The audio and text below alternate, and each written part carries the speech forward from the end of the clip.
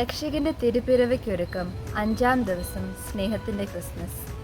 ഒരിക്കൽ നിങ്ങൾ അന്ധകാരത്തിലായിരുന്നു, ഇന്ന് നിങ്ങൾ കർത്താവിൽ പ്രകാശമുള്ളവരായിരിക്കുന്നു. എഫേസ്യസ് 5:8.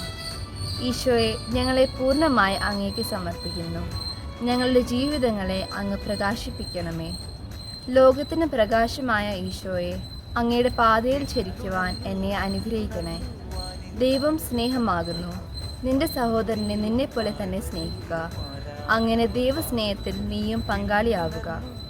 ഇന്നേ ദിവസം നമുക്ക് തിരുസഭയ്ക്ക് വേണ്ടി പ്രത്യേകം പ്രാർത്ഥിക്കാം. താഴ്വരയിൽ മാലാഖമാർ പാടുന്നു,